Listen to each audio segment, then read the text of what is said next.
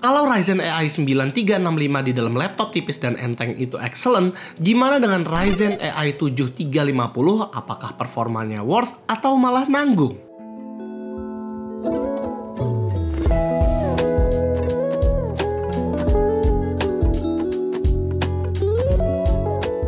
Mungkin kalian udah tahu lah ya, kalau Asus VivoBook S14 adalah sebuah notebook dengan hero model yang dipakai terus-terusan di berbagai SKU. Jadi nggak heran kalau desain dan bentuknya ini mirip sama beberapa SKU yang kita bahas sebelumnya, termasuk Ryzen AI 9365. Ya, jadi mungkin kita nggak akan ngomongin desain terlalu banyak lah. Singkatnya, Asus VivoBook S14 adalah salah satu ultrabook slim dengan lid aluminium yang di depannya itu ada logo Asus VivoBook yang memberikan kesan elegan. Hinge laptopnya dapat dengan mudah dibuka satu tangan dan bisa dilihat di sini layarnya itu dibuat agak melengkung agar tidak menghalangi udara panas yang keluar dari dalam. Nah, untuk ukuran layarnya, notebook ini memiliki panel 14 inch OLED yang sayangnya SKU ini masih Full HD 60Hz, di mana kakak-kakaknya itu kebanyakan sudah 3K 120Hz. Tapi ya seenggaknya ini udah OLED lah. Ditambah juga dengan adanya keyboard RGB yang entah kenapa ada di sebuah ultrabook. Ukuran touchpadnya ini udah lumayan gede, jadi udah enak untuk navigasi juga, ditambah dengan adanya fitur Smart Gesture yang bisa ngatur brightness, volume, ataupun scrubbing video di ujung-ujung touchpad. Nah, kalau konektivitas ya sama seperti VivoBook S14 yang kemarin kita udah pernah bahas. Di sebelah kanan ada 2 USB 3.2 Gen 1, sementara di sebelah kiri ada Full HDMI port, 2 USB 4, 1 microSD card slot, dan audio combo jack. Lanjut, untuk jeroannya kali ini kita akan membahas AMD Ryzen AI 7350 dengan NPU XDNA hingga 50 TOPS. IGP-nya dinamakan Radeon 860M yang dimana ini berbasis RDNA 3.5 namun hanya 8 compute units, dimana ini 4 CU lebih sedikit ketimbang Radeon 880M. Dilengkapi juga dengan 24GB RAM LPDDR5X 7500 MB transfer per second, dan storage-nya sendiri itu berkapasitas 1TB PCIe Gen 4 yang bisa kita ganti-ganti. Cukup cepat lah untuk sebuah laptop kerja ataupun buat gaming juga. Nah, kalau RAM-nya masih sama dengan yang versi AI 365, kira-kira performanya apakah bakal sama juga? Ternyata di Cinebench skornya ini terpantau jauh loh dari Ryzen AI 9365. Bahkan dia masih suka kalah juga dari Ryzen 7 8845HS yang ada di Yoga Pro. Di sini sih konsistensinya ya cukup oke ya, dimana prosesornya nggak kenceng-kenceng banget. Jadi ya thermal throttling pun itu tidak terasa. Nah, tapi kalau untuk graphic performance, ternyata Radeon 860M ini masih kalah loh dibanding ARC 140V-nya Intel Lunar Lake. Ya, menandakan laptop ini masih lumayan jauh dibanding kakak-kakaknya itu yang ada di kelasan 19-20an juta. Kalau kita ngetes game ya kayak macam Dota 2, frame rate-nya ini masih bisa stabil di 90 fps. Zenless Zone Zero juga bisa sampai 54 fps, namun Wuthering Waves itu hanya dapat 45 fps aja. Tapi kerennya, Black Myth Wukong di sini bisa loh sampai 60 fps walaupun dengan setting mentok kiri.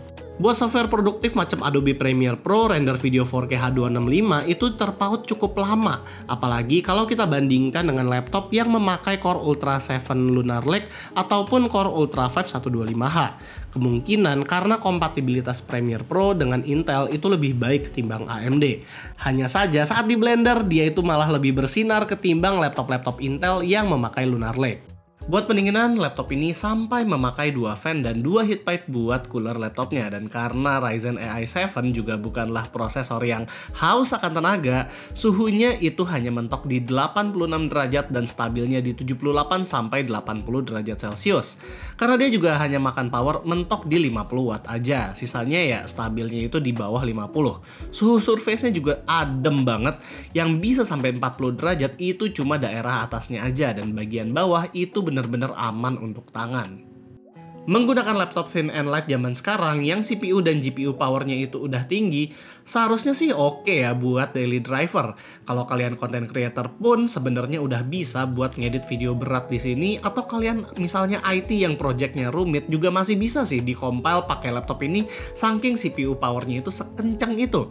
Seperti biasa di dalam My Asus juga kita bisa alokasi VRAM yang di sini bisa sampai 8GB bahkan. Battery life-nya itu juga bisa sampai 11 jam penggunaan ringan ringan, jadi efisiensinya itu tidak kalah dari Ryzen AI 9 365, bahkan lebih panjang battery life-nya. Adapternya juga hanya berkapasitas 65 watt, itu tidak sebesar AI 9 yang sampai 90 watt, karena laptop ini sendiri tidak butuh TDP sebesar itu. Keyboardnya juga lumayan empuk dengan travel yang dalam. Backlight RGB-nya sih gue prefer yang warna putih aja. But overall, this is a good keyboard. Kameranya ada physical privacy shutter juga, ya standar ultrabook mahal. Dan kalau soal NPU, AMD klaim bahwa Ryzen AI 7350 ini bisa mencapai 50 TOPS, yang dimana itu kenaikan yang drastis ketimbang 8000 series mereka. Kalau kalian ada yang nanya NPU itu bergunanya di mana, sebenarnya ini berguna untuk Windows Studio atau Copilot Plus, yang dimana itu belum rilis, namun sekarang kebanyakan utilisasinya masih belum banyak. Jadi kalau kita mau tarik kesimpulan, sebenarnya VivoBook S14 yang memakai Ryzen AI 7350 ini adalah salah satu ultrabook yang cukup ideal ya. Performanya kencang, IGP-nya juga bagus, dan efisiensinya juga oke. Apalagi build quality-nya juga cukup mantap.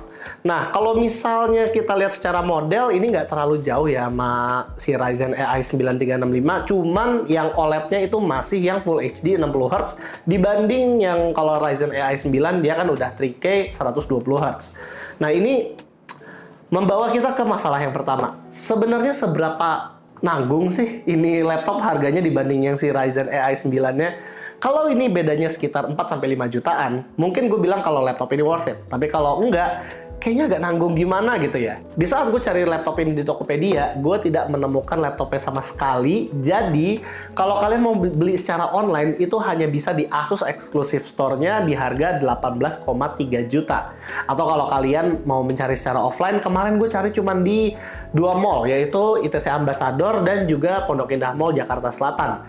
Dan itu harganya di 18.850.000. Tebak apa? Dengan harga 19 jutaan, kalian udah dapat VivoBook S14 dengan model yang sama, tapi udah pakai 3K OLED 120Hz dan Ryzen AI 9 365. Itulah yang membuat gue merasa kalau laptop ini agak nanggung ya, agak sayang gitu. Karena dengan nambah dikit lagi udah dapet yang Ryzen AI 9. Jadi buat apa gitu? Fiturnya juga sama, bodinya sama, dan lain-lainnya juga sama. Paling ya yang gue sebutkan tadi, yang offline 18.850.000 itu adalah yang 32 GB RAM. Dan gue nggak menemukan 24 GB RAM di secara offline sama sekali.